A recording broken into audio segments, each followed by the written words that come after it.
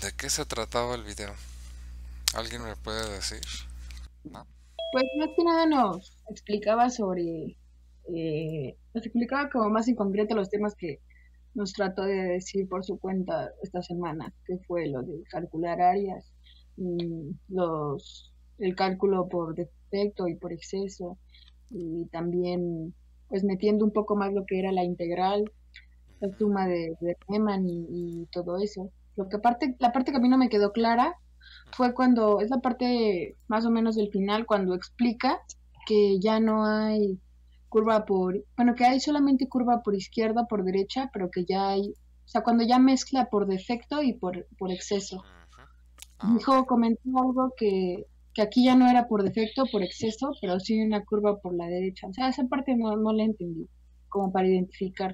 Sí, quería ver cuál era la parte que les estaba costando más trabajo del tema.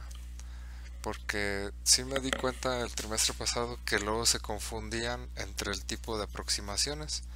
Entre si era una aproximación por defecto, por exceso o aproximación por la izquierda o por la derecha.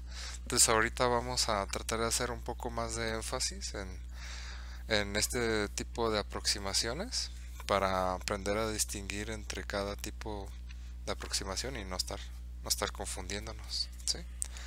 Entonces, a ver, les voy a dar un pequeño resumen de lo que venía en el video, ¿sí?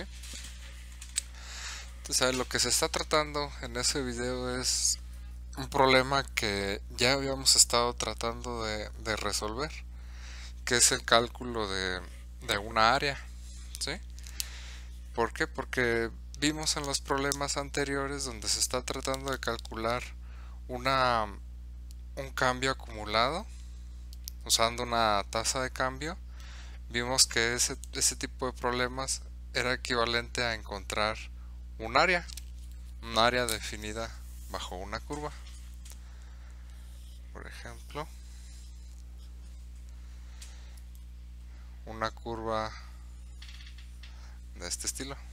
La intención es que, por ejemplo, yo les había planteado en el video que resolvieran el área de un lago que tenía una forma de este estilo, ¿no?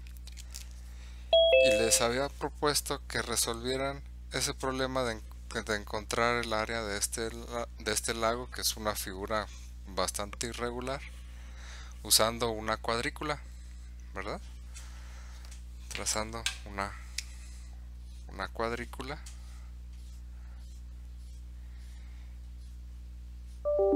y luego contar cuántos cuadros estaban dentro y cuántos cuadros estaban fuera, ¿verdad? Los cuadros que estaban dentro eran algo de este estilo, así los pintaba.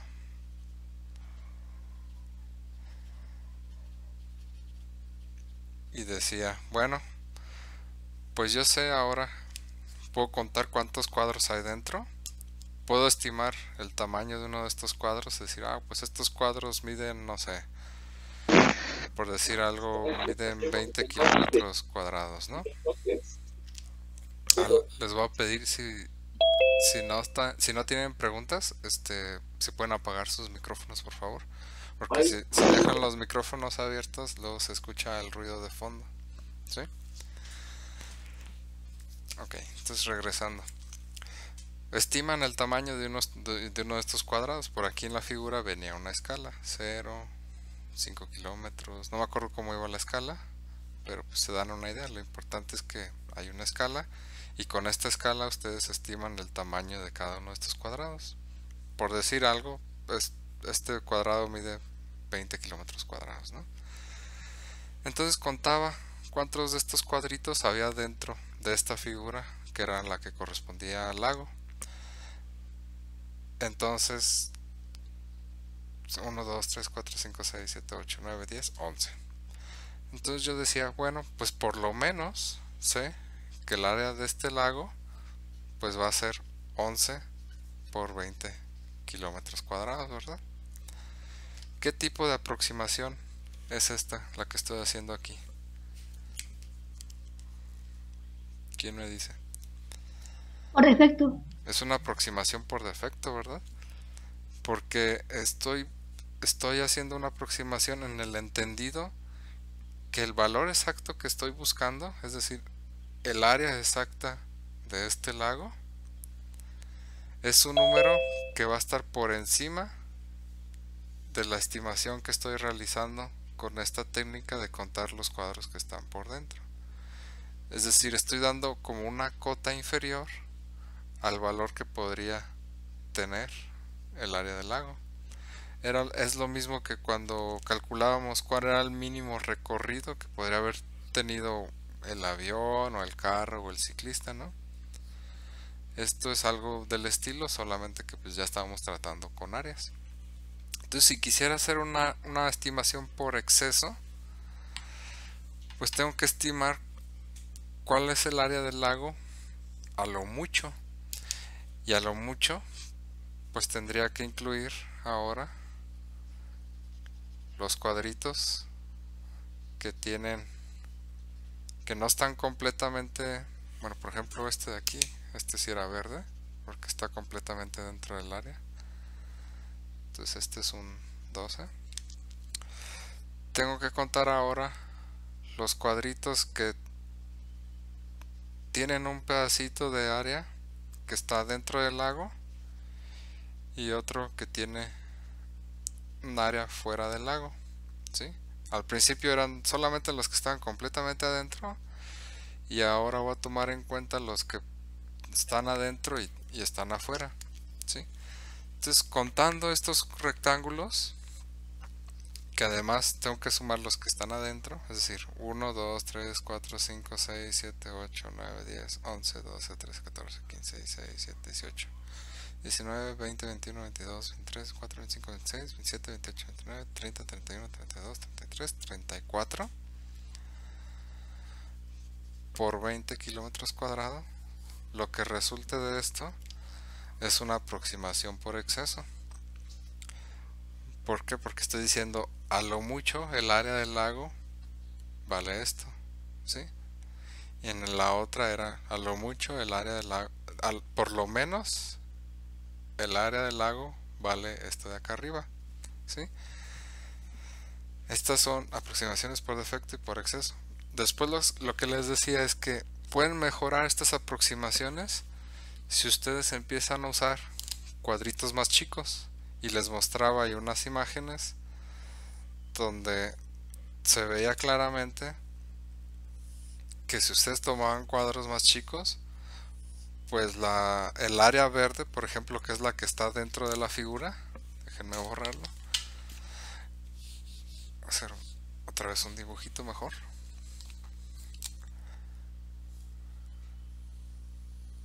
Algo de este estilo.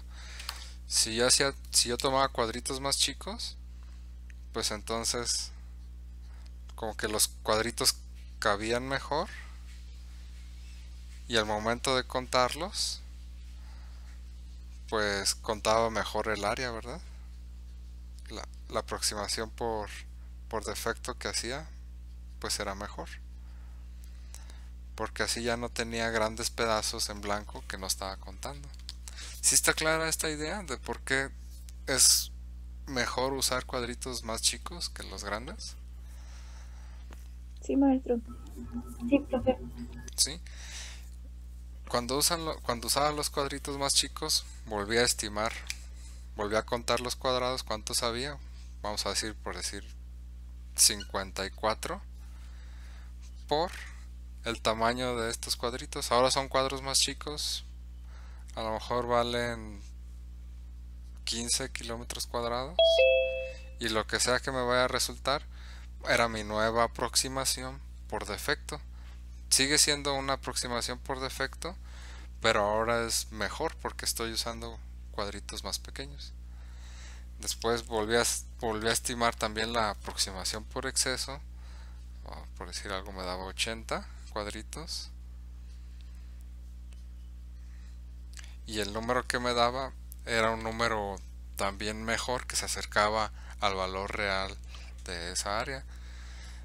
Entonces después les hacía la comparación, les daba los dos números que resultaban usando cuadros chicos y cuadros grandes y se podía apreciar que conforme se iban acercando, conforme iba tomando cuadros más chicos, se iba acercando la aproximación al valor real del área del lago.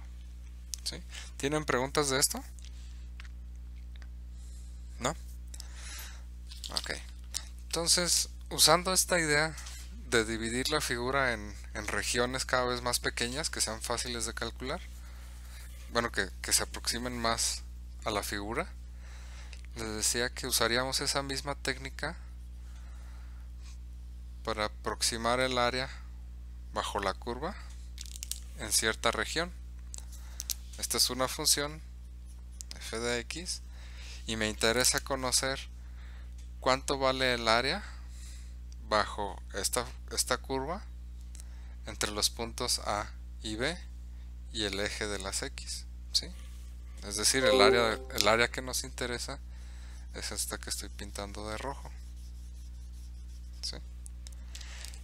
Entonces, si queremos usar estas técnicas en este contexto de funciones, ya no tratándose del lago, sigue siendo un problema donde tenemos que calcular un área. Solo que ahora, en lugar de estar usando cuadritos, vamos a usar rectángulos, ¿sí? Pero la idea es lo mismo. Vamos a estimar estos rectángulos, el área de estos rectángulos,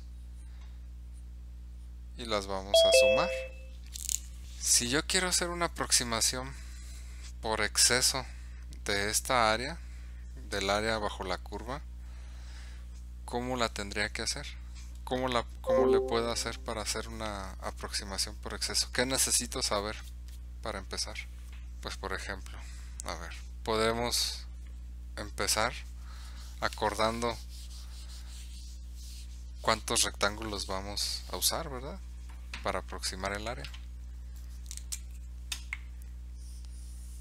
Si esta es x, esta es la función f de x, el punto donde inicia le llamo A y el punto donde inicia le llamo B. Primero tendríamos que acordar cuántos rectángulos vamos a usar. Supongamos que voy a usar 4 rectángulos. Entonces tengo que dividir este intervalo que va desde A hasta B en 4 partes.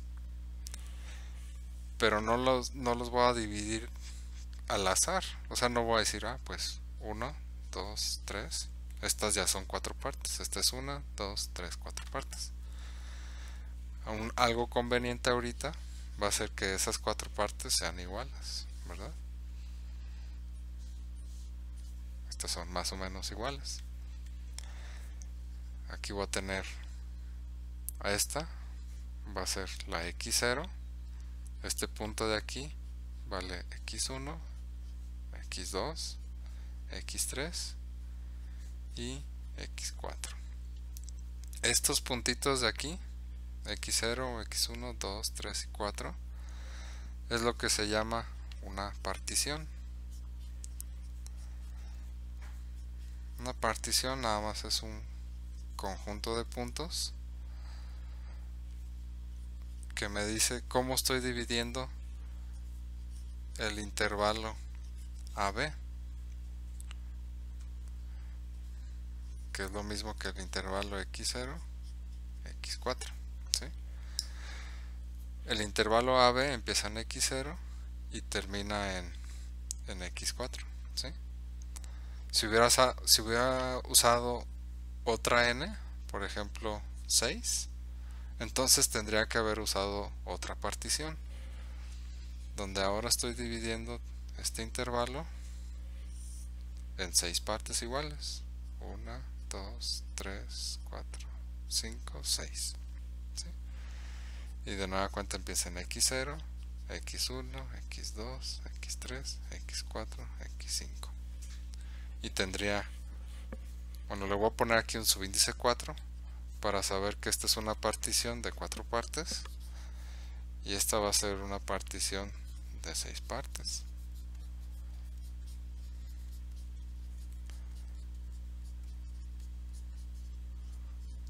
¿sí?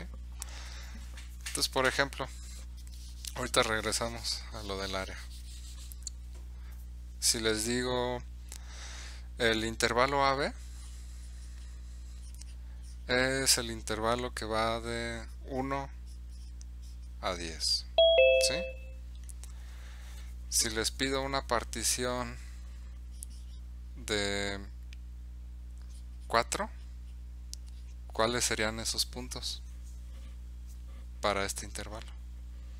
¿Quién me dice cuánto vale x0, x1, x2, x3 y x4?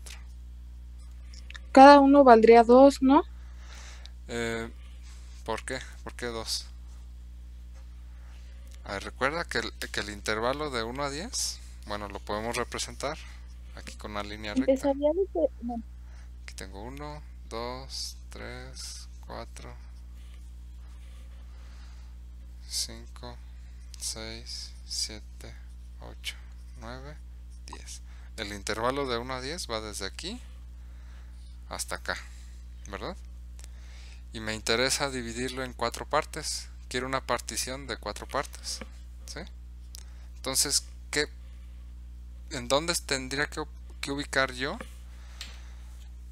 estos puntos, que son los que me van a dar la partición, para que este intervalo quede dividido en 4 partes? ¿Sería en el 3.5? 3.5 por aquí. ¿Por qué el 3.5? Porque como dijo que el intervalo va desde 1 a 10 y se supone que tenemos que hacer una partición de 4 partes, entonces se dividió eso para ponerle en el 3.5 que sale 2.5 cada uno. A ver, alguien está poniendo en el chat que es 2.25 cada parte. Ok.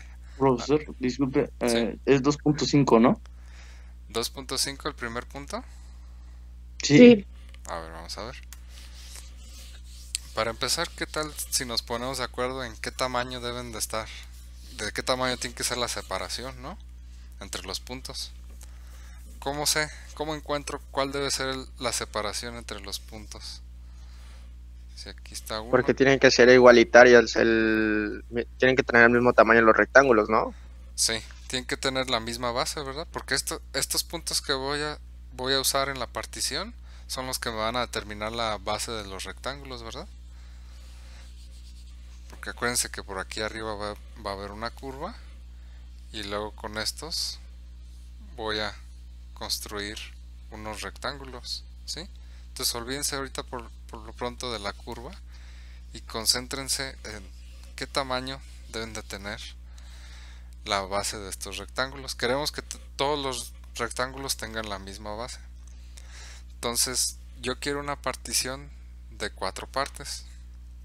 Entonces, para empezar, pues tendría que saber qué tamaño van a tener estos, y para ver qué tamaño van a tener estos, pues tomo el tamaño completo desde aquí hasta acá y lo divido entre 4, ¿no? ¿Cuánto vale? ¿Cuál es el tamaño desde 1 hasta 10? ¿Cuánto mide eso? 9. 9, ¿verdad? Porque es 10 menos 1, esto es igual a 9. ¿Sí? Esta es una sección que mide 9 unidades. Si quiero dividir esta línea en 4 partes, pues lo que tengo que hacer es dividir esto entre 4, ¿verdad? ¿Sí?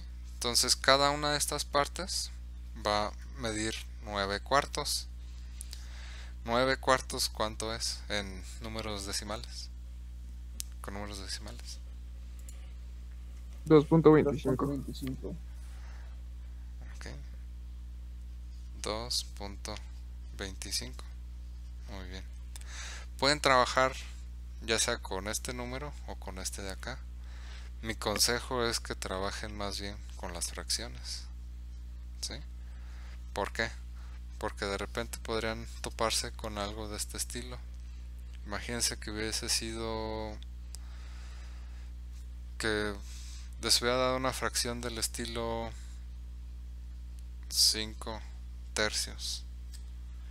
Y si quisieran representar esto con sus decimales, pues se hubieran topado con que esto es igual a 1.66666 periódico, ¿no? Entonces a mí me parece más sencillo trabajar con una fracción que trabajar con un número y todos estos decimales, ¿sí? Entonces mi sugerencia es que trabajen más bien con esto en lugar de esto de acá, ¿sí? Entonces, a ver, regresando al tema, ya encontramos el tamaño de cada una de estas secciones. Esta mide 9 cuartos, 9 cuartos, 9 cuartos, 9 cuartos, o si lo quieren ver como 2.25, 2.25, etcétera. Entonces, si esto mide 2.25 y este empieza en 1, ¿cuánto va a valer? La primera división. Ya dijimos que el primero, x0, pues empieza en 1, ¿verdad? Entonces, el siguiente x1, ¿qué valor va a tomar? 3.25. 3.25, ¿por qué? Porque le estoy sumando la separación, ¿verdad? Si empieza en 1 y quiero ver cuánto vale la x1, que está 2.25 adelante del 1, entonces le sumo 2.25, que es igual a 3.25. O también va a ser 1 más 9 cuartos, que es igual a 13 cuartos, ¿sí? Entonces el valor de la x1 va a ser 13 cuartos, ¿sí? ¿Sí está claro esto? Esta es la x1, esta es la x2, esta es la x3. ¿Tienen preguntas? ¿No? Bueno. Entonces la x2, ¿cuánto va a valer? Pues a esto que 5.5. Sí. Le voy a sumar a esta x1 le voy a sumar de nueva cuenta 2.25 o 9 cuartos. Entonces va a ser 3.25 más 2.25. Esto me da 5.5, que es igual a... Profesor, ¿Sí, dime? ¿cree que pudiera cerrar el chat? Es que no se ve. Ah, perdón, no me di cuenta que lo tenía abierto. Gracias. Sí, qué bueno que me... Es que yo estoy viendo el pizarrón, no estoy viendo la pantalla que les estoy pasando. Sí. Gracias. ¿Cuánto daba esto? 5.5. O también lo pueden poner como 22 sobre 4. ¿Sí? 5.5 o 22 sobre 4 es lo mismo. Entonces, ¿cuánto mide x3? ¿Cuánto vale x3? Pues le sumo 7.75. Ajá, 7.75. Y la x4 pues ya no necesitan hacer nada, ¿no? Porque ya saben que la x4 pues es donde termina el intervalo, que es 10. Que también obtienen 10 si a la x3 le suman 2.25, ¿verdad? ¿Sí? ¿Está claro? Entonces esta partición que estaba buscando era la que va empieza en 1, después es 3.25, 5.5 y 7.75 y termina en 10, ¿sí? Entonces esa es la partición del intervalo de 1 a 10 dividido en 4 partes. Si yo quisiera ahora, en lugar de dividirlo en 4 partes, vamos a decir en 6, entonces ¿qué tendría que hacer? Pues de nueva cuenta veo cuánto mide este intervalo, que es 10 menos 1, y lo divido entre 6, y esto me va a dar 9 entre 6, que es igual a 3 medios, ¿verdad? Entonces la x0 empieza en 1 y la x2, ¿cuánto va a valer? 2.5. 2.5, porque va a ser el 1, que es donde empieza, más 3 medios, que es igual a 5 medios, que es igual a 2.5. Entonces 2.5. El siguiente que vale, que es x3, ¿cuánto va a valer? 4. Va a ser 4. Y el siguiente va a ser 5.5. Y el siguiente, ¿cuánto va a ser? Son 6, va a ser 7. X6 va a valer 8.5. ¿Si voy bien o no? Son 9 entre 6. Ajá, son 9 entre 6. Divido entre 3. Arriba y abajo me da 3 medios. 3 medios es... 3 medios es 1.5. Entonces vamos a ir sumando de 1.5 en 1.5.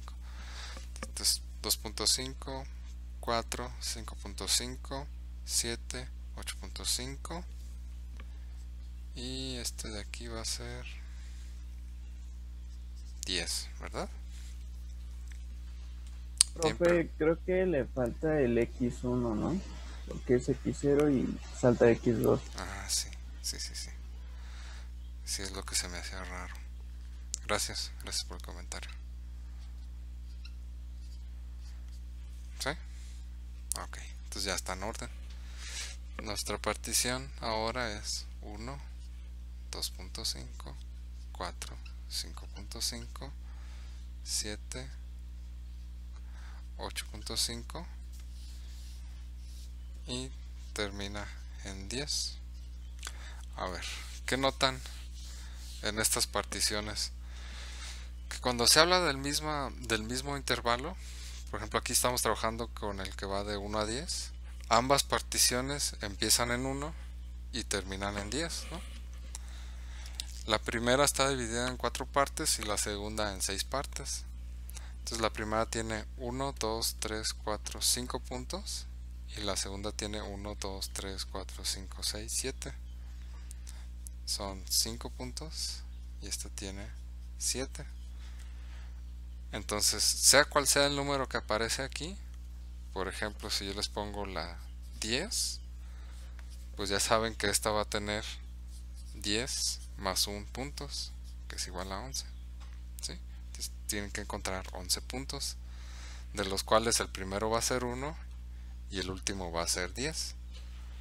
Entonces, si les pido una que tenga n puntos, digo una partición de n partes, lo que sea que vaya a valer n, entonces va a tener n más 1 puntos, n más 1 numeritos esta partición, donde el primero va a ser 1, el primero le estaba llamando x0, y el último, que va a ser xn, va a ser 10. Y aquí en medio pues van a ser todos los puntitos que van a buscar, el x1, x2, x3, etcétera, hasta que lleguen al xn. ¿Qué hicimos para encontrar el tamaño de estos intervalos? Pues tomamos los extremos, es decir, dónde empieza y dónde termina el intervalo completo. Tomamos esto de aquí nos da el tamaño del intervalo. En este caso la B era 10 y la A es 1, ¿verdad? Pero en general es B menos A. Cuando tienen un intervalo escrito de esta forma, pues el tamaño de ese intervalo es B menos A.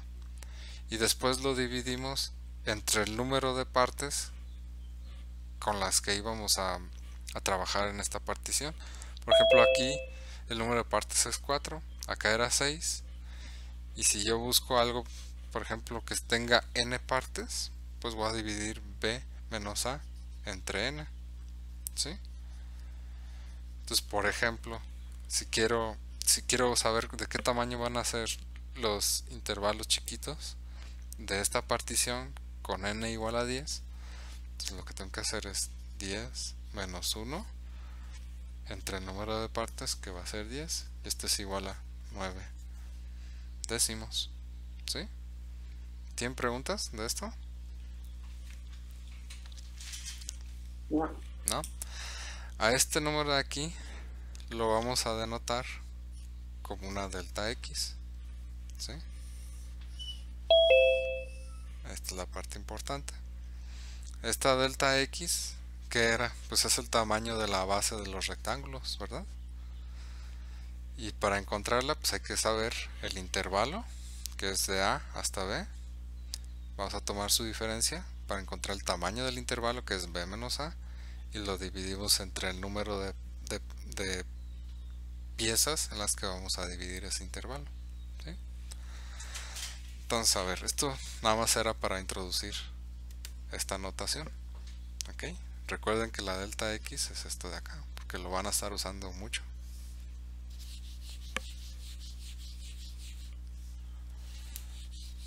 Entonces, a ver, ya tenemos una manera, vamos a decir, matemática de describir el tamaño de la base de los rectángulos que vamos a usar para calcular el área bajo la curva de esta función entre A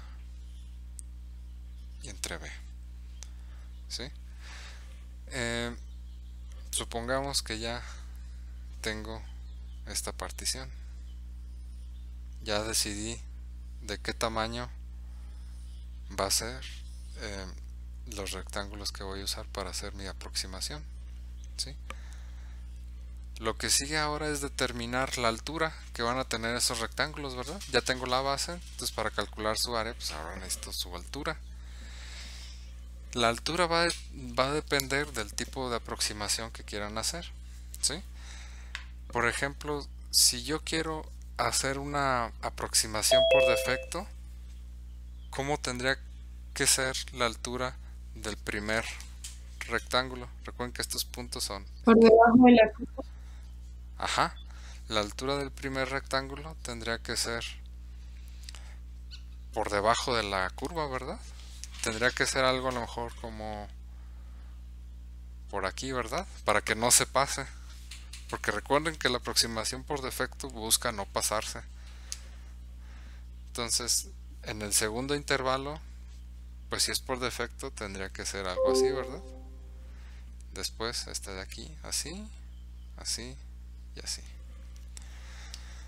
Entonces, esta altura que van a designar para cada uno de los rectángulos no puede ir más arriba de la función, del valor que tenga la función en cualquier punto del intervalo. ¿Ok? Entonces, vamos a ver. El área que buscamos, A, que es el área debajo de la curva, la vamos a aproximar con esta suma de las áreas de los rectángulos. ¿Sí? Entonces, el área del primer rectángulo, ¿cuánto va a ser? Pues va a ser la delta X, que es la base, multiplicada por la altura. Pero ¿cuánto va a valer la altura? Sabemos que tiene que ser el valor, un valor que no se pase, ¿verdad? Que no vaya más allá de la curva que me está trazando, que estoy trazando aquí en esta gráfica, ¿verdad? Entonces va a ser la F evaluada en un punto x1 asterisco. Vamos a ver qué significa este x1 asterisco. x1 asterisco va a ser un punto en el intervalo que va desde x0 a x1, porque estoy hablando del primer intervalo. Va a ser un punto cualquiera de por aquí, tal que la función evaluada en x1 asterisco es menor o igual que la f evaluada en x, donde la x es cualquier punto entre x0 y x1. Entonces,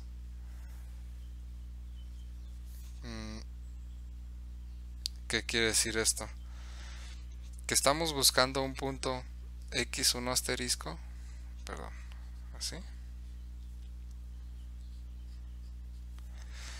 Total que si ustedes evalúan la función en cualquier otro punto del intervalo entre x0 y x1, todos estos puntos van a ser mayores o iguales que este de acá. Vamos a hacer un ejemplo con una función en particular. Supongamos que f, la función es x cuadrada, ¿sí? Y el intervalo es de 0 a 1. ¿Ok? En este intervalo, ¿cuál creen ustedes que sería esta x1 asterisco? ¿Qué punto de aquí de este intervalo va a ser tal que cuando yo evalúe la función en cualquier otro punto, todos esos puntos estarán por encima de este? Por ejemplo, ¿cómo es la función f de x igual a x cuadrada? Es una función creciente, ¿verdad? A partir de 0 hacia la derecha es una función creciente. Y si por aquí está el 0 y por aquí está el 1, ¿qué punto entre 0 y 1 es el que está más abajo? Pues en 0, ¿verdad?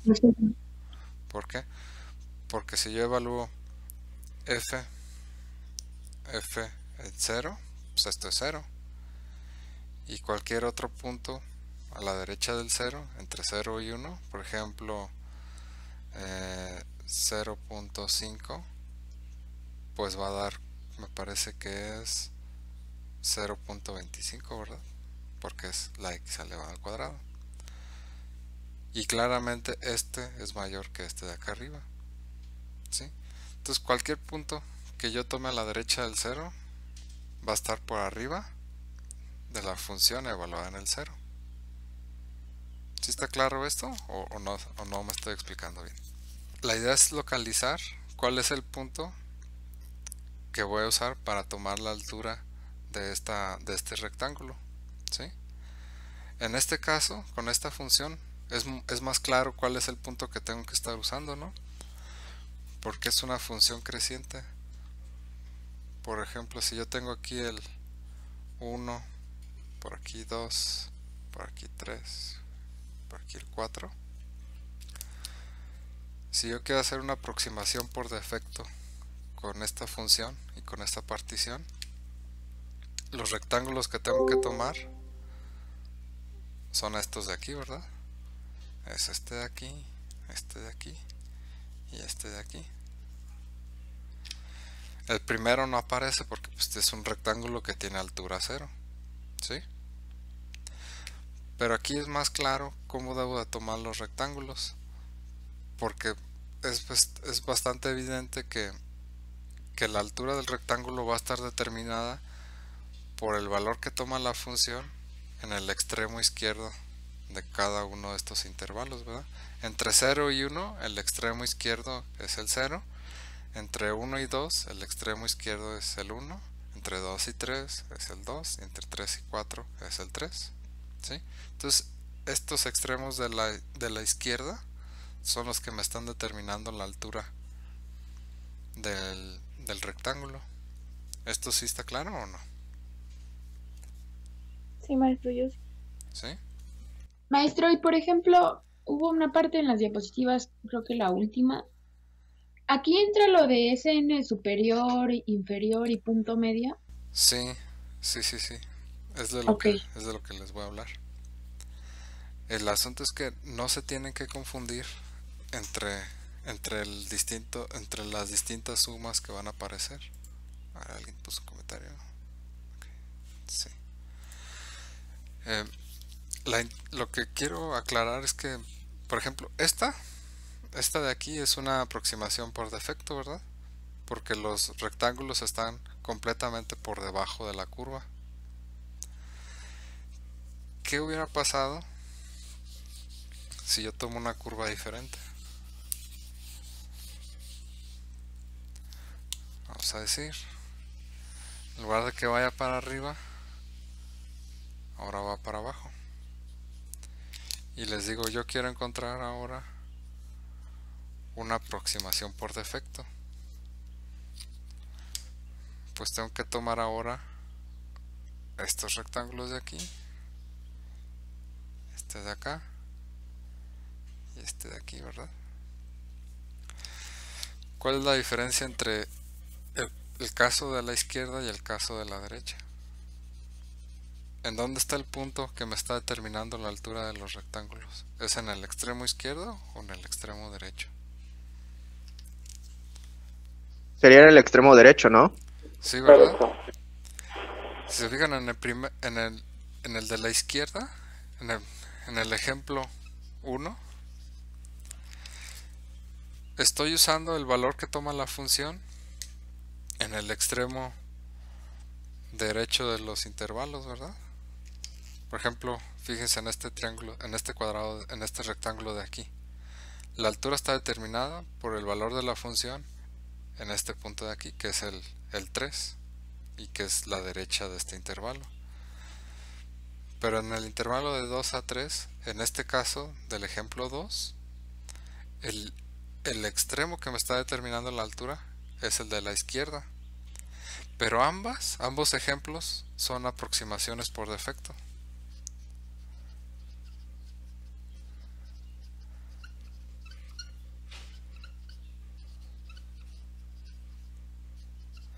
Las dos son aproximaciones por defecto porque están por debajo de la curva.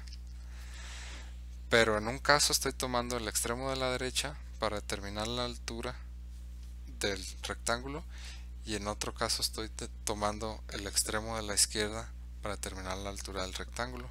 Entonces, puede ser uno o puede ser el otro, ¿verdad? No, para tomar una aproximación por defecto no quiere decir que tengan que tomar ya sea el extremo de la izquierda o el extremo de la derecha. Dicen, tienen que tomar el punto que me vaya a dar la altura más chica para ese rectángulo, ¿sí? Entonces, ¿por qué les digo esto? Porque luego se confunden bastante con lo que son las sumas por la izquierda y las sumas por la derecha. Una suma por la izquierda les va a decir, no me importa cómo sea tu curva, tú vas a tomar el extremo de la izquierda. Por ejemplo, si yo tengo algo de este estilo,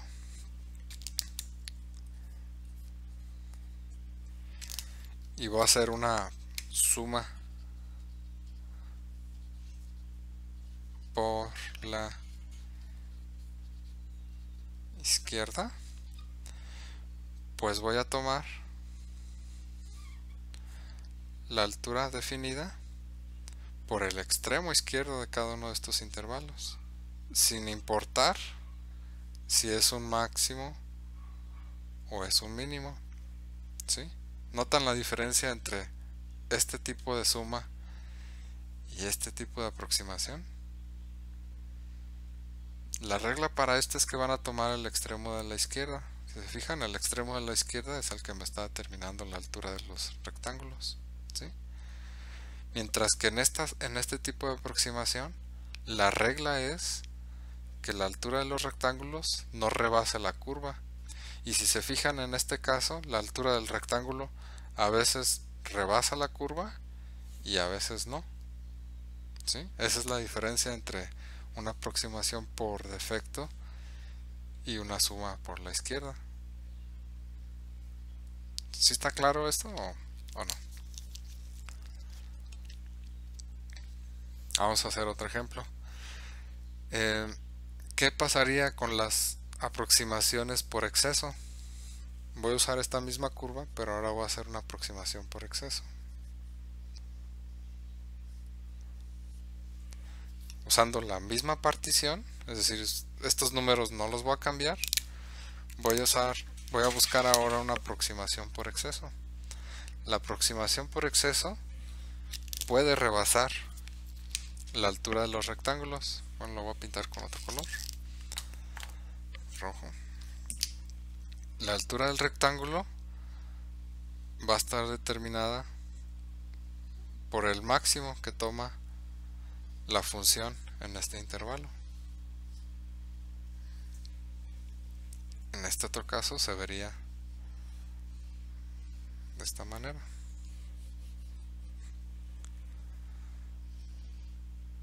sería así, ahí, algo así y algo así, ¿sí? En esta aproximación por exceso, los rectángulos rebasan la curva, ¿verdad?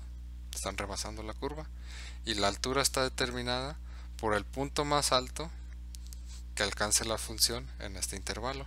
En el caso anterior, el punto más bajo que alcance la función en ese intervalo.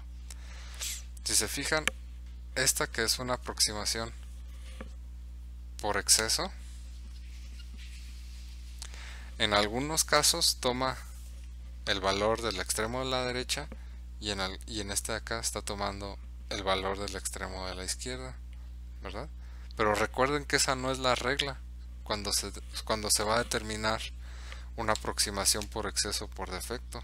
La regla es que se toma el mínimo o el máximo de la función en cada uno de los intervalos. En estos en particular resultó que el mínimo y el máximo estaba ya sea en el extremo de la izquierda o en el extremo de la derecha.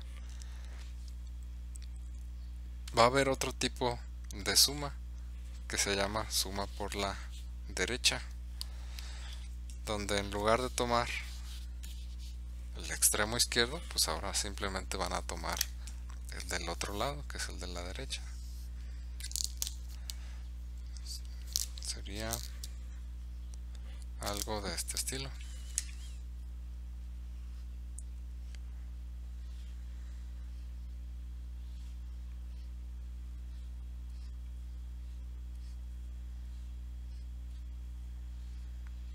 Y se fijan la altura en esta, que es una suma por la derecha,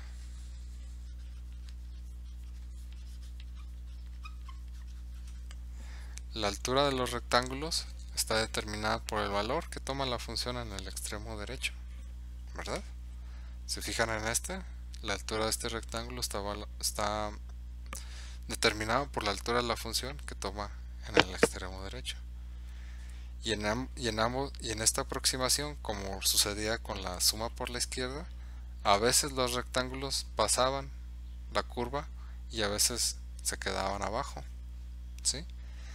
Entonces, estos cuatro tipos de aproximaciones, porque esta también es una aproximación, son aproximaciones diferentes que necesito que ustedes aprendan a distinguir, porque no son la misma cosa. Por ejemplo, aquí da la casualidad que esta, que es una aproximación, una suma por exceso, resulta que también es una suma por la derecha, ¿sí? En algunos casos esta y esta resulta que son los mismos, pero en otros casos, como el caso de esta función de aquí abajo, no son la misma cosa. Hacer una aproximación por la derecha, una suma por la derecha, no sería lo mismo que hacer una aproximación por exceso, ¿sí? Porque por ejemplo esta tiene partes donde los rectángulos están completamente por debajo de la curva. ¿Sí está clara la diferencia entre los cuatro tipos de sumas, los cuatro tipos de aproximaciones?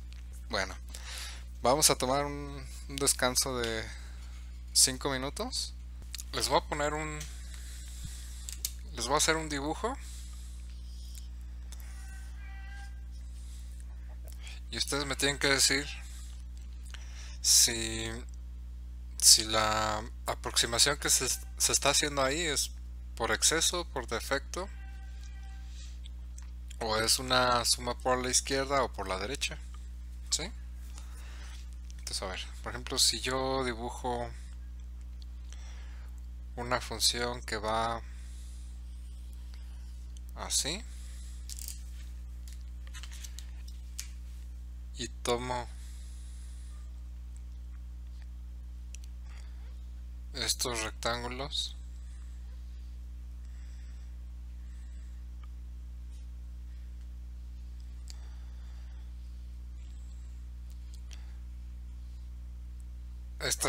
¿qué tipo de aproximaciones? ¿Por exceso, por defecto, suma por la izquierda o por la derecha? Por la derecha. Esta es una suma por la derecha, ¿verdad? Ok. A ver, otro ejemplo. Vamos a tener una función que hace esto de aquí. Y los rectángulos que vamos a tomar ahora son estos de acá.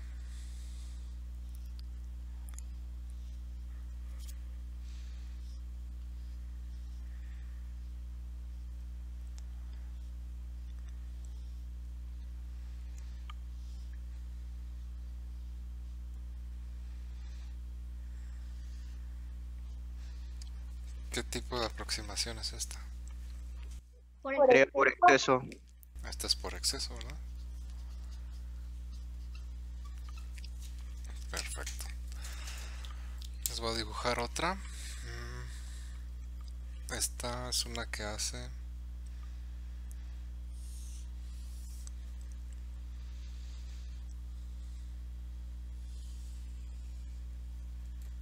hasta aquí llega.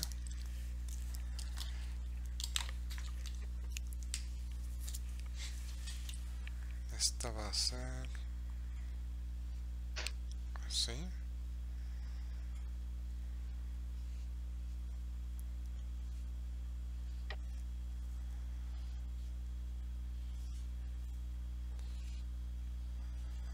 ¿Qué tipo de aproximación es esta?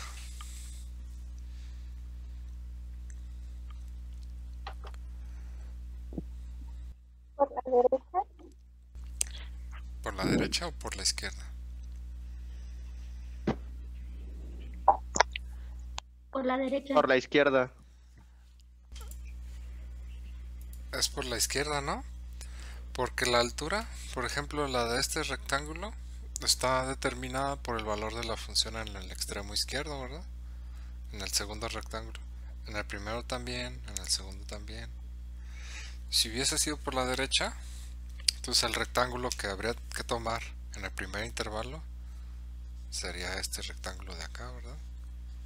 Que sería por la derecha. Porque me estoy fijando en el extremo derecho para determinar la altura del rectángulo, ¿sí? Entonces esta es por la izquierda. Izquierda. ¿Sí? A ver, déjenme les pongo más ejemplos. ¿Sí están claros estos tres? Sí, profe. Sí, profe. Vamos a ver otro ejemplo.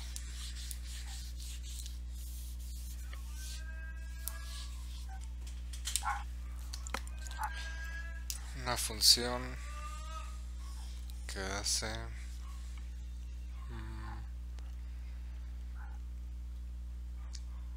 que sea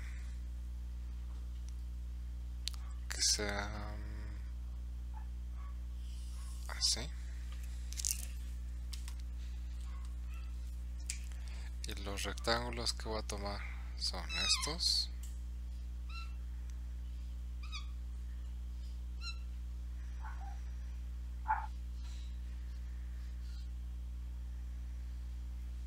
Y hasta ahí. ¿Qué tipo de aproximaciones? Por defecto. Por defecto. Por defecto. Por defecto. Ok. Ahora les voy a poner otros ejemplos. A ver. Más interesantes.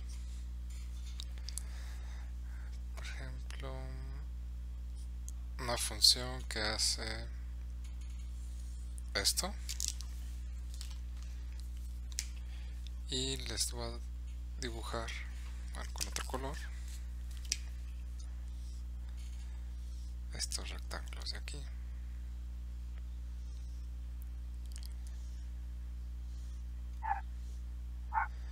¿Esta qué es? Por la derecha. Por la izquierda. Es por la izquierda. Izquierda.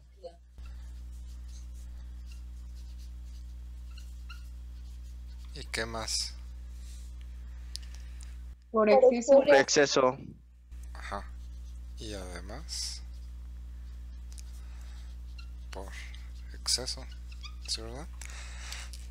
Dio la casualidad que esta, además de ser una suma por la izquierda, también es una aproximación por exceso, ¿verdad? En los otros casos era una o era la otra. En este caso resulta que es un caso particular donde puede darse las dos situaciones. En este otro ejemplo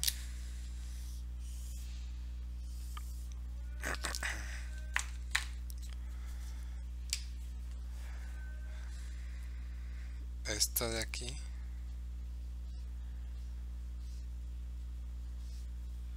¿qué va a ser? Por defecto. Esta es por defecto.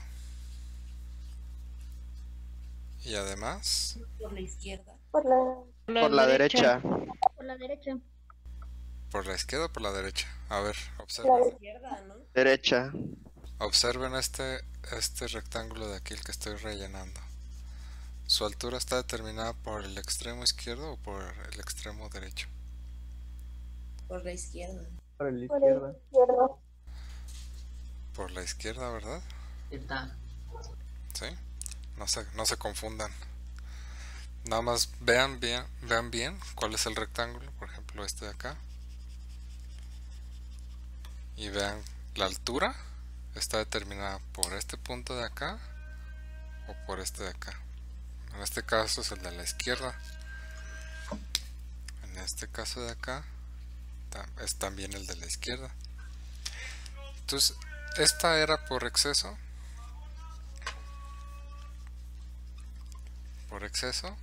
Y resultó ser también por la izquierda, ¿verdad?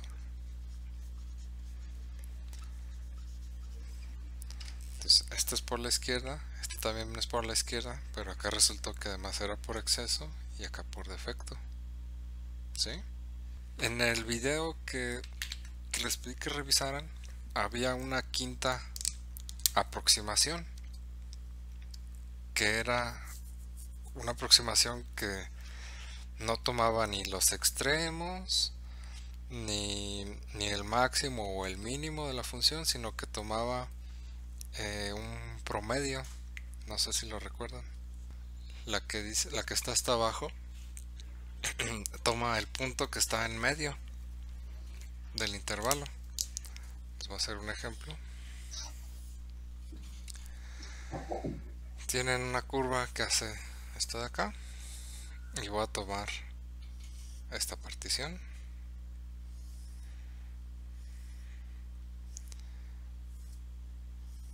y lo que nos dice este tipo de sí les aparece, ¿verdad? En su pantalla esta parte del video. Sí. Sí, ok.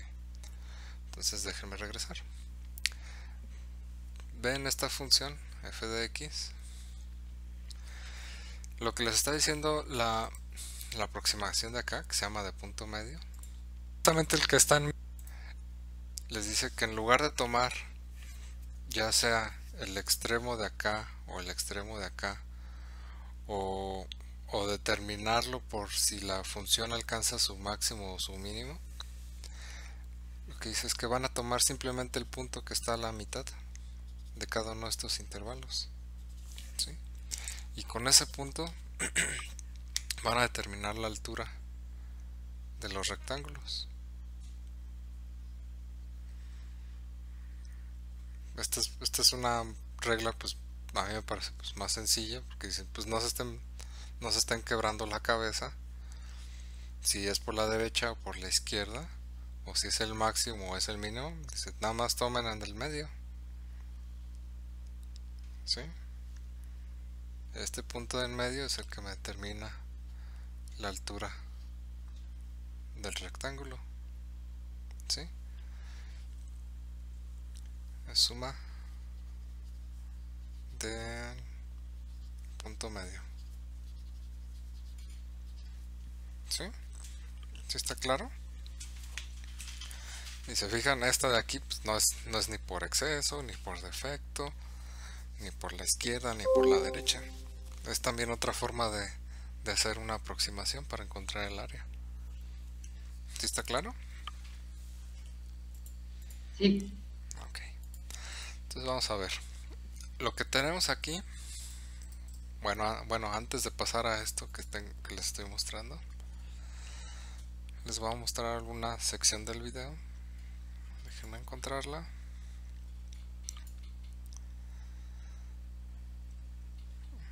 Aquí. La aproximación por defecto. Bueno, pues es esto de acá, ¿no? Aquí está el texto. Esencialmente es lo que les había mencionado.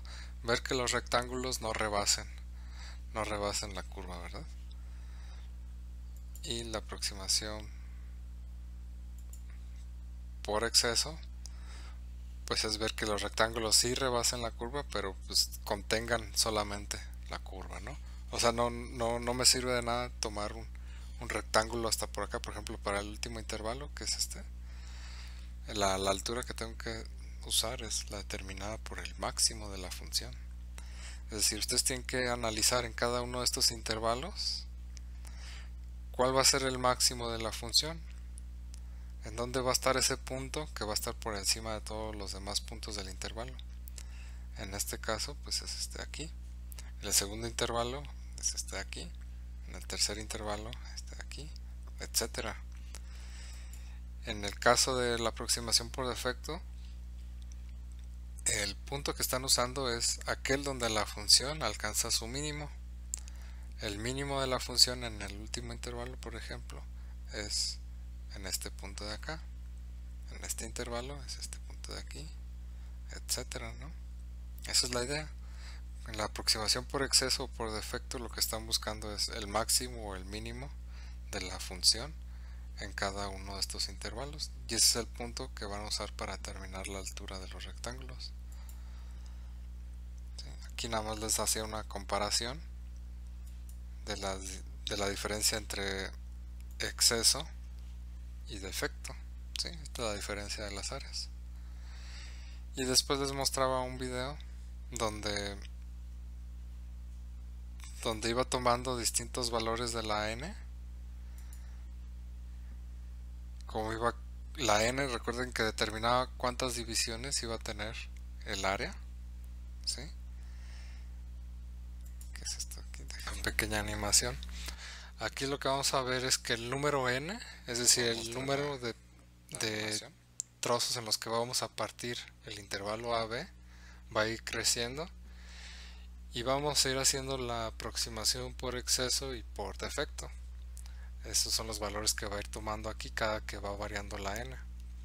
Y también vamos a ver cómo se va a ver y viendo la integral. ¿Sí?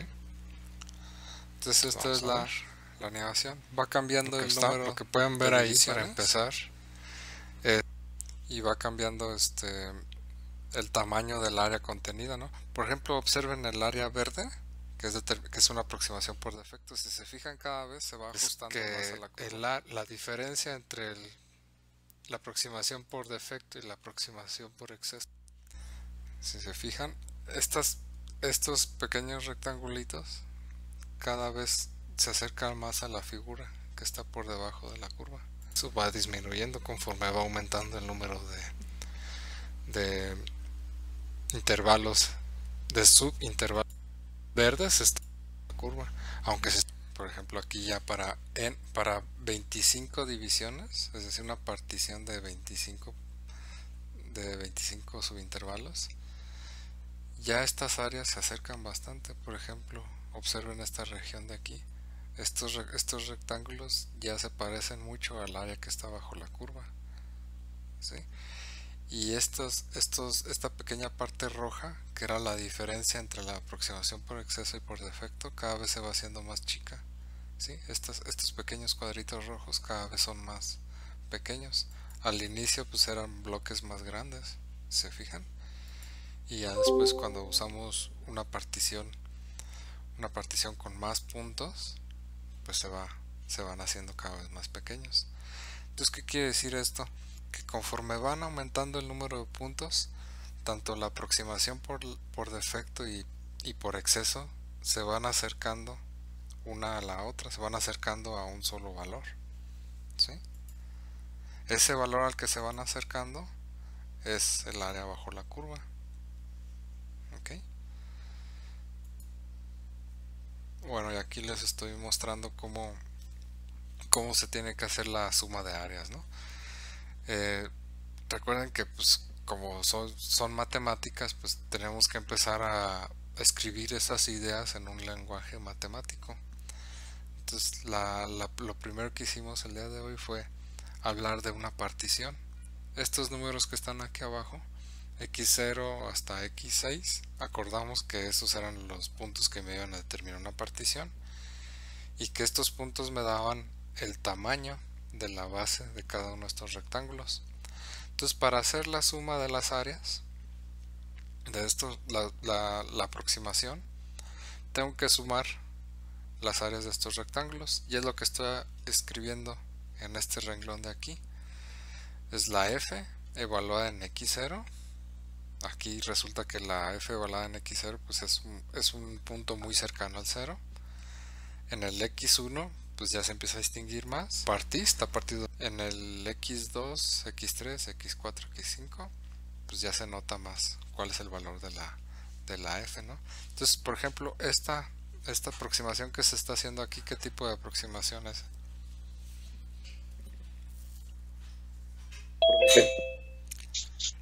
Es una aproximación por defecto, ¿verdad? Y además es una aproximación usando sumas por la izquierda, ¿verdad?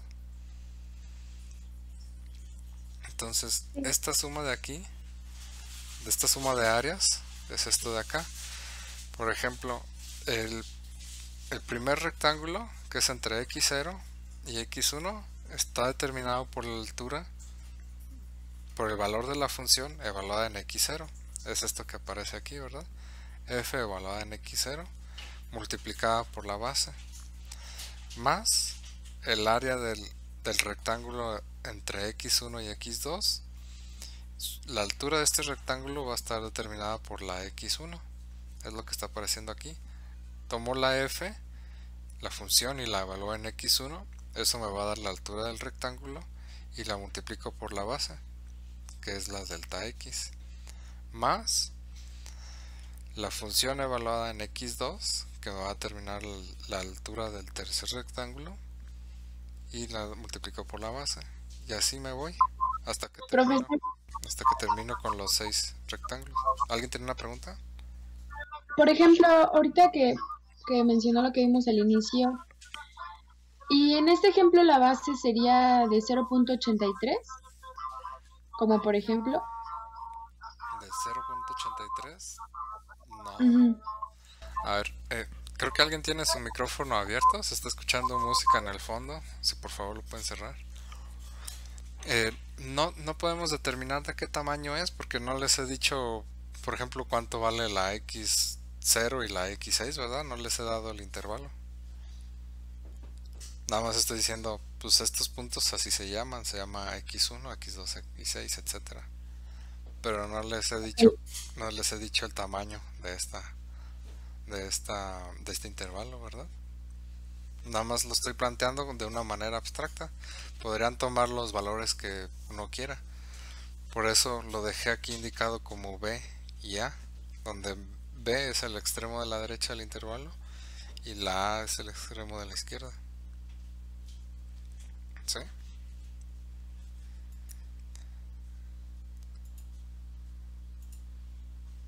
Ok, entonces vamos a ver. Si se fijan, es esta expresión de aquí que dice área verde, pues es una suma, ¿verdad? Pero este tipo de escritura se vuelve poco práctica conforme uno quiere mejorar la aproximación, ¿verdad? Habíamos dicho que esta aproximación iba a mejorar conforme aumentáramos el número de divisiones del intervalo AB, ¿verdad? Por ejemplo, aquí tomamos 6 divisiones. Pero si yo quiero obtener una mejor aproximación, podría tomar 10, 15, 20, 25. O sea, ya tendría que ser un número más grande, ¿verdad? El problema es que cuando ustedes empiecen a escribir una suma con 20 divisiones, pues les van a aparecer 20 términos aquí, ¿verdad? y eso va a ser un poco latoso de escribir. Entonces para evitar ese tipo de problemas se usa una notación que se llama símbolo de suma, que es una letra sigma mayúscula. Es esto que aparece aquí a la izquierda. Esta notación lo que nos está indicando es que se va a realizar una suma. ¿De qué cosa? Pues de la expresión que está contenida dentro de esta sigma. Dentro de la sigma se tiene que usar una letra. Por ejemplo, aquí estoy usando la letra I, que va a funcionar como un índice. Ese índice va a ir cambiando y me va a ir dando cada uno de los términos que van a aparecer en la suma. Entonces, aquí abajo de la sigma aparece I igual a 1. Quiere decir que el primer número que va a tomar, el valor que va a tomar la I, va a empezar en 1, y arriba tiene una n, quiere decir que va a terminar en n. Entonces a la derecha les puse unos ejemplos. Por ejemplo, tengo A subíndice I. Entonces este subíndice I es el que va a ir cambiando. Va a ir cambiando con la I igual a 1 y va a terminar en I igual a 4. Y va a ir aumentando de 1 en 1. Entonces empieza en 1, el siguiente va a ser 2, el siguiente va a ser 3 y el siguiente va a ser 4. ¿Sí? Nada más estoy cambiando la I. Entonces esta notación de la izquierda, que es la notación sigma de suma, es lo mismo que esta suma de la derecha, nada más que está escrito ahora de una forma más compacta. A lo mejor aquí como es una suma nada más de 4 términos, pues no parece que contribuya mucho, ¿no? Pero como les mencioné hace rato, si es una suma ya con 20 términos, pues sí va a ser más conveniente escribir esa suma, representar esa suma usando estos símbolos, ¿verdad? En lugar de estar escribiendo 20 numeritos aquí, nada más escribimos esta parte de acá de la izquierda. Aquí tienen otro ejemplo, ¿sí? Donde la I ahora, en lugar de aparecer como un subíndice, aparece como un número que está multiplicando, ¿sí? Por ejemplo, aquí es 1 por x, 2 por x, 3 por x. ¿Ok? Acá les estoy mencionando que la I puede empezar en 0. No necesariamente tiene que empezar en 1. Como les había puesto en estos dos ejemplos primeros. Puede empezar en 0 y seguirse. Lo que le está dando la anotación es que si va a empezar en 0 y termina en 4, entonces esto es lo que van a tener. 0, 1, 2, 3 y 4. Puede incluso la I empezar en números negativos. Por ejemplo, puede empezar en menos 2. Entonces lo que hacen es tomar esta I, sustituirla por menos 2 y realizar la operación que les está indicando aquí. Aquí les está indicando que van a elevar la I al cubo, ¿sí? Y eso lo van a sumar cuando sustituyen la I igual a menos 1. Y se fijan, la I va cambiando desde menos 2 hasta 2, de 1 en 1. Es decir, empieza en menos 2, luego sigue menos 1, 0, 1 y 2. Esos son los valores que va a ir tomando la I. En el penúltimo ejemplo de la notación sigma, les estoy mencionando que la I no necesariamente tiene que empezar en un número entero. Podría empezar en una fracción, por ejemplo en un medio.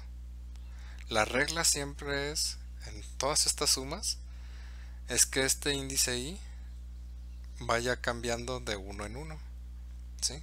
Entonces le voy a ir sumando 1 cada vez que vaya a escribir un término. Por ejemplo, va a empezar en un medio.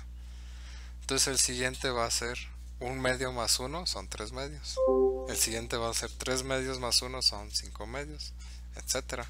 Aquí nada más necesito escribir hasta que I es igual a 5 medios. Entonces este número de aquí, de abajo de la sigma, les está diciendo dónde empiezan y el número de arriba es dónde terminan, ¿sí?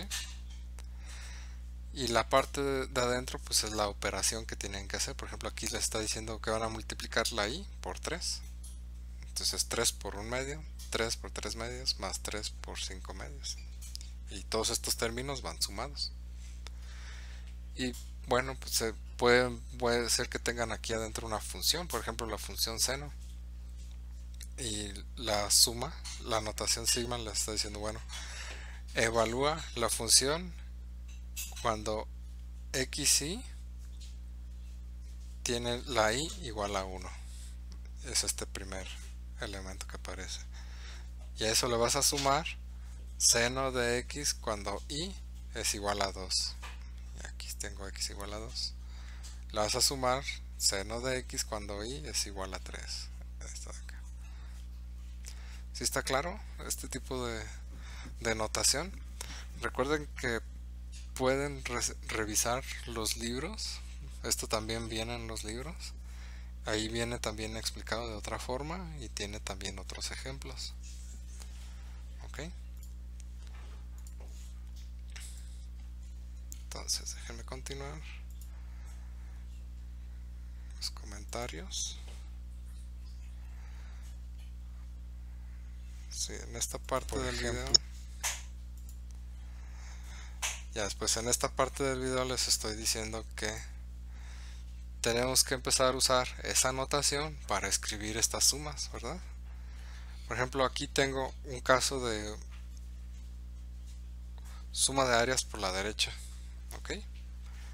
Que resulta que también es una aproximación por exceso.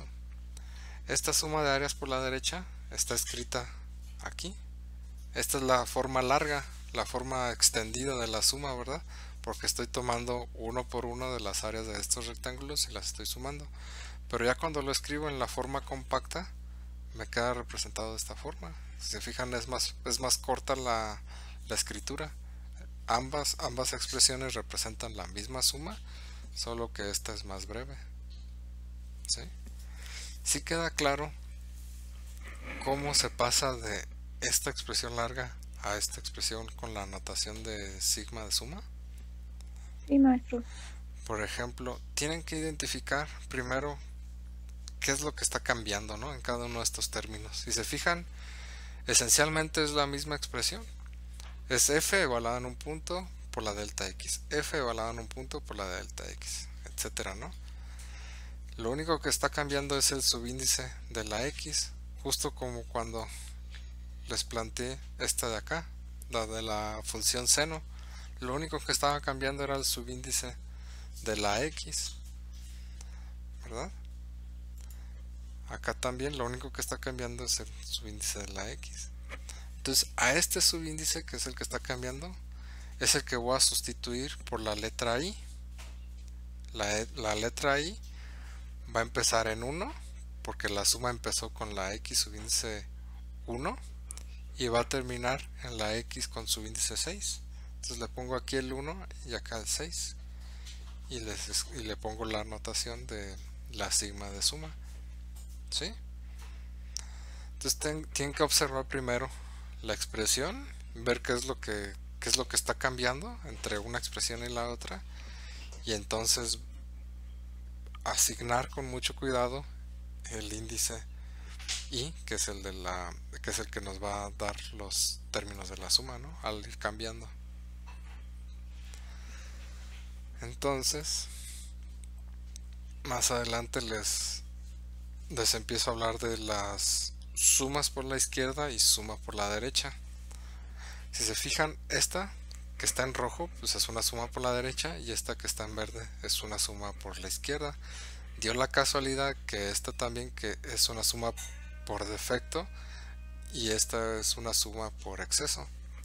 Entonces estas sumas que tienen como su propio nombre, esta de la izquierda, pues tienen su propia notación.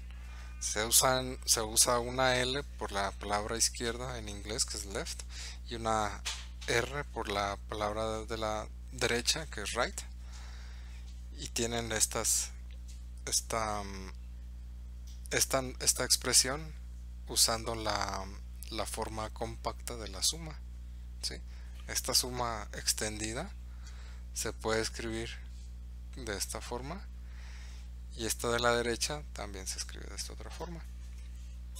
Si se fijan aquí en la notación L subíndice n, esta n les está diciendo en cuántas partes estoy dividiendo el intervalo, es decir, en cuántas secciones va a tener la partición, ¿sí? En este caso son 6, en el dibujo son 6, ¿sí? Podrían haber sido 10, los que sean. ¿Ok? ¿Tienen preguntas de esto? No. ¿No? Ok. Vamos a continuar. Entonces aquí les estoy mencionando algunos detalles sobre la suma. Y aquí estos comentarios son los que estaba mencionando hace rato, que a veces la suma por la izquierda no es ni por exceso ni por defecto, ¿no? Simplemente es una suma por la izquierda. Y aquí se ve claramente como esta suma por la izquierda tiene rectángulos que rebasan la línea y otros que no, ¿sí?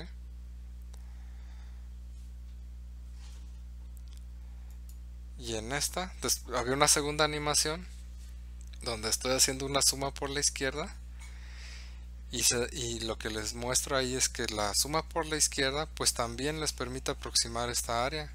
Si se fijan, el valor que estoy tomando aquí para n igual a 25 me da este número y ya se acerca bastante al área exacta bajo la curva, ¿sí? Entonces todas estas sumas que hemos estado viendo, sumas por la izquierda, por la derecha, o por el punto medio, o por exceso, por defecto, son maneras de aproximar esta área que se encuentra bajo la curva, ¿sí? Y estas son y en la última diapositiva pues ya les estoy mostrando cómo se escriben esas sumas usando la notación sigma, ¿sí? Y las reglas que hay que usar para escribirla. Por ejemplo, la P, recuerden que era la partición. Aquí la forma en la que está escrita la partición pues le está dando una lista de los intervalos que están formando esa partición. Pero esto y la otra forma en la que la había escrito yo, donde nada más escribía en una lista desde x0 hasta xn, también es otra forma de escribir la partición. Esto nada más es como quien dice el lenguaje matemático de todo lo que hemos estado describiendo con palabras. Esta parte de aquí, la delta xy, son las bases de los rectángulos, donde el subíndice i me está indicando a cuál rectángulo le corresponde esta base. Por ejemplo, si es al primero, pues entonces va a ser delta x1. Si es al segundo, pues le corresponde delta x2, etcétera, ¿no? La diferencia entre esto y lo que hicimos hace rato es que no teníamos un subíndice en la delta xy, ¿verdad? ¿Por qué? Porque todas las delta x que habíamos tomado eran iguales. Era la misma base para cada uno de los rectángulos. Habíamos tomado una partición donde esta delta x era la misma para todos los rectángulos. Pero pueden hacerlo en general. Puede que tomen una partición que les va a dar rectángulos de distintas formas.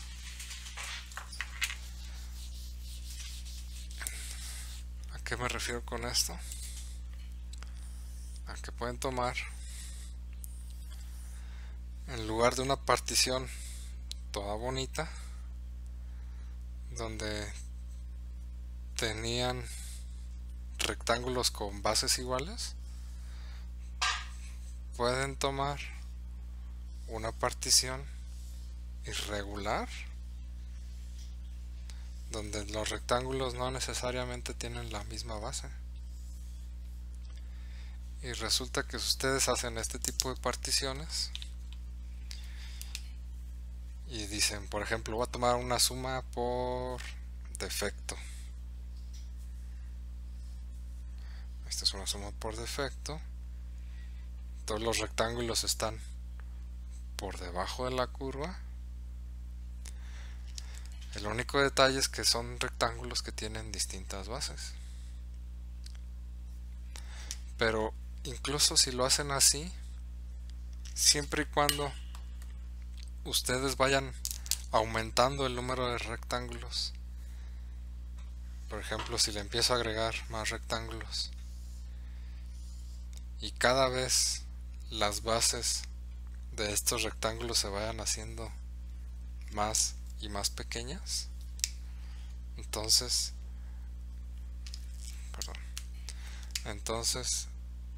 estos, por ejemplo, este de aquí ya cambió.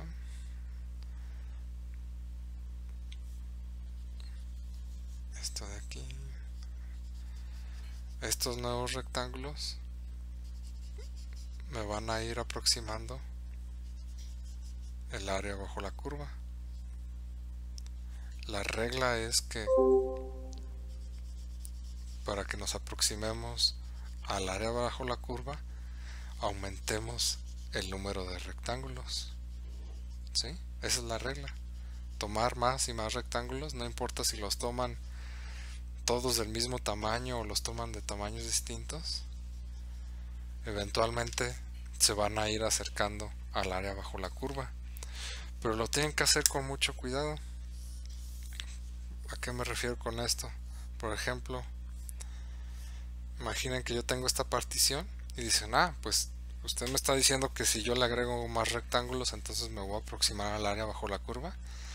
Pues qué tal si todos los estoy agregando aquí. ¿Esto se va a aproximar al área bajo la curva o no? Pues no, ¿verdad? Porque también necesito que esto suceda en las otras secciones del intervalo, ¿verdad? Entonces, si se fijan, para aproximarse al área bajo la curva necesitan que n, que es el número de divisiones del intervalo, que n crece y que esta delta x se haga cada vez más pequeña. ¿Sí? Si se fijan en los primeros ejemplos, por ejemplo, para n igual a 4 tengo 4 rectángulos, n igual a 4, tengo una delta x. Si yo le agrego puntos, pasé de 4 a 8, 1, 2, 3, 4, 5, 6, 7, 8. ¿Y qué pasó con la delta x? Pues que se hizo más pequeña, ¿verdad? Esta delta x de acá es más grande que la delta x de acá, ¿sí?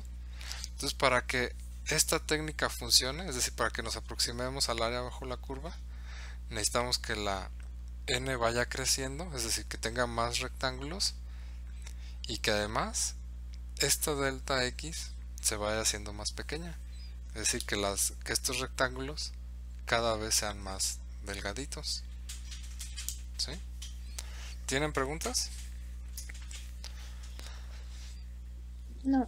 ¿No? Por el momento no, profesor. Ok. Todo bien. Entonces hasta aquí lo vamos a dejar. Vayan revisando los videos que están en YouTube. En particular revisen la lista que dice 20p, cálculo integral 20p, que es el trimestre en el que estamos. Ahí voy a ir agregando los videos que necesito que vayan revisando. Ya les puse otro que tiene que ver con la notación sigma de suma, para que por favor lo vayan revisando.